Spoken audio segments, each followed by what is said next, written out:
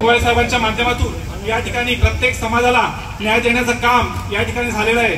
आदिवासी समाजाच्या त्या ठिकाणी सर्व प्रश्न, गाववाडी वस्तीवरील सर्व प्रश्न सोडवण्याचं काम त्या ठिकाणी आमदार साहेबांनी केलंय। आम्ही या ठिकाणी मला तुम्हाला सांगायचं आहे की ज्यावेळी त्या ठिकाणी एखाद्या आदिवासी बांधवावरती, माता भगिनीवरती एखादा प्रसंग येतो, त्या ठिकाणी ज्यावेळी रुग्णालयात जाण्याची आवश्यकता पडते, त्यावेळी खऱ्या अर्थानं त्यांच्या मागे कोण उभं राहत असेल तर ते आमदार भरतशेठ गोगावले साहेब। आपण पाहिलं तर या आदिवासी समाजाच्या माता भगिनींच्या ज्यावेळी प्रसूतीची वेळ येते, त्यावेळी त्या ठिकाणी पहिला फोन जात असेल तर तो आमदार साहेबांना। आमदार साहेब त्या ठिकाणी स्वतःच्या खर्चातून त्या ठिकाणी त्या माता भगिनीला त्या ठिकाणी रुग्णालयात पोहोचवेपर्यंत, तसेच त्यांच्यावरील सर्व उपचार त्या ठिकाणी आमदार साहेब हे स्वतःच्या खर्चाने त्या ठिकाणी करत असतात।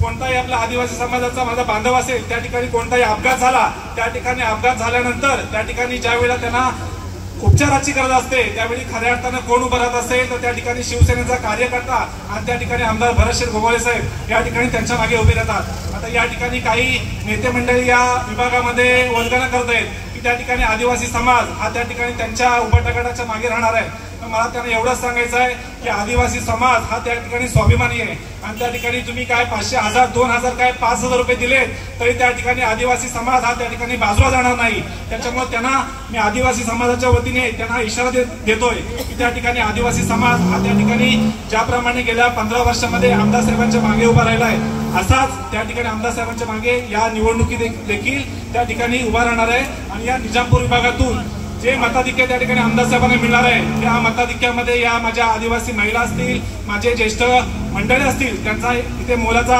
सहभाग असणार आहे। आपण पाहिलं तर काल त्या ठिकाणी आपण एक बातमी बघितली की दाखणे गावामध्ये त्या ठिकाणी खोटी अशी बातमी त्या ठिकाणी प्रसारित केली गेली की शिंदे गटातून उभाटा गटामध्ये दाखणे ग्रामस्थांचा त्या ठिकाणी प्रवेश झाला।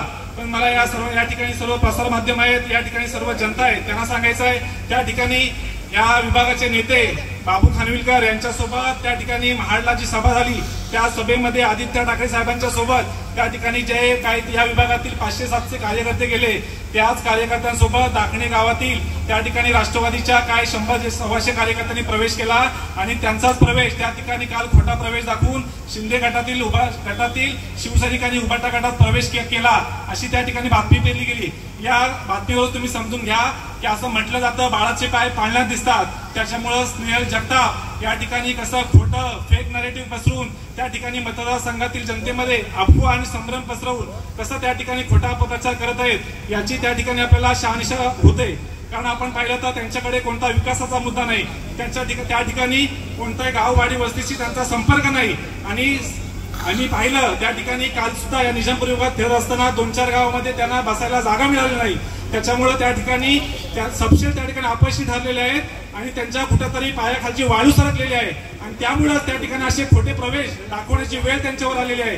ते सांगतात ना की बाबू खानविलकरांचा प्रवेश झाल्यामुळे त्या ठिकाणी आम्ही 5000चा मताधिक्य घेऊ। मी त्या ठिकाणी सांगतो आमदार भरतशेठ गोगावले साहेबांना या निजामपूर विभागातून 5000 मताधिक्य हे माहितीच्या माध्यमातून देण्यात येईल। कारण त्या ठिकाणी ज्यावेळी राष्ट्रवादीचे सन्माननीय प्रदेशाध्यक्ष आदरणीय सुनील तटकरे साहेब यांचा हात ज्यावेळी बाबू खानविलकरांच्या मागे होता, त्यावेळेस खऱ्या अर्थाने ते बाबू शेठ होते, पण ते आता बाबू शेठ राहिलेले नाहीत। त्या ठिकाणी त्यांच्या मागे राष्ट्रवादीचे कोणी कार्यकर्ते नाहीत आणि जे कार्यकर्ते त्यांच्यासोबत गेले ते सुद्धा आमच्याकडे बोलतात, ते सांगतात त्या ठिकाणी आम्ही त्यांच्यासोबत असलो तरी आमचं मत हे त्या ठिकाणी आमदार भरतशेठ गोगावले साहेबांच्या देवमान चालत असेल। कारण डोंगराळ दुर्गम भागात त्या ठिकाणी जी विकास कामं झाली, या ठिकाणी स्वातंत्र्यानंतर 77 वर्षाच्या कालावधीनंतर सुद्धा त्या ठिकाणी विकास पोहोचू शकला नव्हता। तो विकास पोहोचवण्याचं काम त्या ठिकाणी आमदार साहेबांनी केलं।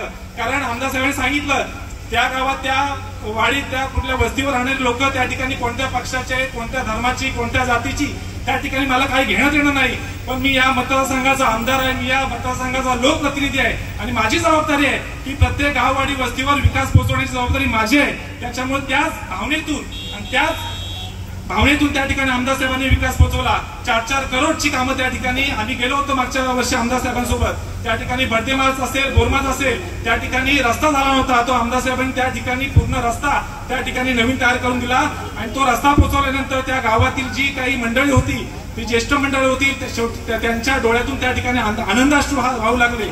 कारण हीच त्या ठिकाणी आमदार साहेबांच्या कामाची खरी पोच पावती आहे। त्या ठिकाणी बाबू खानविलकर यांनी काल आमच्या गावामध्ये आल्यानंतर त्या ठिकाणी मोठमोठ्या वर्गाला मारल्या। त्यांनी सांगितलं की या गावाची वाट कोणी लावली, तर त्या बाबू खानविलकरांना मला सांगायचं आहे, या दाखणे ग्रामपंचायतीला आणि या दाखणेकरांना विकासाची वाट दाखवली कोणी दाखवली असेल तर ती आमदार भरत शेठ गोगावले साहेबांनी दाखवली. आणि या ठिकाणी तुमची या ठिकाणी निजामपूर विभागातील जनता अक्षरशः वाट लावणार आहे आणि बिनपाण्याची करणार आहे. कारण त्या ठिकाणी लोक बघतायत आम्हाला 20 तारीख कधी येते आणि आमदार भरत शेठ गोगावले साहेबांच्या धनुष्यबाण या निशाणी समोरील 2 नंबरचं बटन दाबून त्या ठिकाणी आमदारांप्रती आम्ही ऋण कधी व्यक्त करतोय. त्या ठिकाणी आमदार साहेबांची सगळे वाट बघतायत. त्या ठिकाणी 23 तारखेचा विजय हा आमदार साहेबांचा असणार आहे. त्या ठिकाणी बाबू खानविलकरांनी सांगितलं की या ठिकाणी आमदार भरत शेठ गोगावले म्हणजे निजामपूर विभागाला लागलेली कीड आहे. त्या ठिकाणी बाबू खानविलकरांनी एवढंच सांगायचं आहे की आमदारांवरती टीका करण्याची तुमची पात्रता आहे की नाही ते पहिले बघा. कारण याच आमदार साहेबांकडे तुम्ही किती वेळा मिटिंग केला, भारतीय जनता पक्षाच्या नेत्यांबरोबर किती मिटिंग केल्या आणि किती आकड्याचा प्राइस टॅग लावून तुम्ही स्वतःला विकायला निघाला हे देखील माहिती आहे. त्याच्यामुळं आमदार साहेब या महाड मतदारसंघातील 10 जिल्हा परिषद गटामधून तुम्हाला कोणी किती वर्गाने केला तरी निजामपूर विभाग हा त्या ठिकाणी तुमचा बालेकिल्ला आहे, शिवसेनेचा बालेकिल्ला आहे. त्याच्यामुळे येणाऱ्या काळात सर्वाधिक मताधिक्य हे महायुतीच्या माध्यमातून महायुतीचा प्रत्येक कार्यकर्ता त्या ठिकाणी तुम्हाला दिल्याशिवाय राहणार नाही. बाबू खानविलकर मला एवढंच सांगायचं आहे की ज्यावेळी लोकसभेला तटकरे साहेबांची निवडणूक होती त्यावेळी दाखणे ग्रामपंचायतीमधून त्यांना मी 771 मतांची आघाडी दिली आणि त्या ठिकाणी तुमच्या पक्षाचे ते उमेदवार असून तुम्हाला केवळ 700 मतांची आघाडी देण्यात फक्त तुम्हाला यश आलं. त्याच्यामुळे तुम्ही समजून जा त्या ठिकाणी आमदार साहेबांच्या एका आदेशानं आम्ही तटकरे साहेबांना 771 मतांची आघाडी देऊ शकतो. त्याच्यामुळे तुम्ही 1000 काय 10,000 मताला वाटले ना तर दाखण्याची जनता दाखणे ग्रामपंचायतीची जनता वाट बघते की कधी एकदा 20 तारीख येते आणि कधी आम्ही विरोधकांचा सुपडा साफ करतोय. त्याच्यामुळे दाखणे ग्रामपंचायत मतदार सुटणे आणि त्यांना आव्हान आहे दाखणे ग्रामपंचायत आणि भाले ग्रामपंचायत तुम्ही शर्यत लावा. तुमच्या ग्रामपंचायतीपेक्षा जर दाखणे ग्रामपंचायत मध्ये भरत शेठ गोगावले जर मताधिक्य मी जर नाही दिलं तर मी सक्रिय राजकारणातून संन्यास घेईल आणि जर तुम्ही नाही दिला तर तुम्ही या ठिकाणी राजकारण संन्यास घ्याल काय हा तुम्हाला या ठिकाणी माझा सवाल आहे. या ठिकाणी निजामपूर विभाग असो महाड मतदारसंघ असो या ठिकाणी सर्व जनता त्या ठिकाणी सुज्ञ आहे. यांनी किती वल्गना करू द्या आणि किती पैशाने या ठिकाणी मतदारांना विकत घेण्याच्या गोष्टी करू द्या पण मतदारसंघाची जनता वाट बघते. 20 तारखेला फक्त धनुष्यबाण आणि 23 तारखेला उडालना 23 तारखेला महाविजयाचा गुलाल त्या ठिकाणी आमदार भरत शेठ गोगावले साहेब यांच्या जागेला लागला असेल आणि विरोधकांना त्या ठिकाणी तोंड लपवण्याची दुसरी जागा नसेल. या ठिकाणी आमदार भरत शेठ गोगावले साहेबांना मी ऐतिहासिक महाविजयाच्या शुभेच्छा देतो आणि थांबतो. जय हिंद, जय महाराष्ट्र.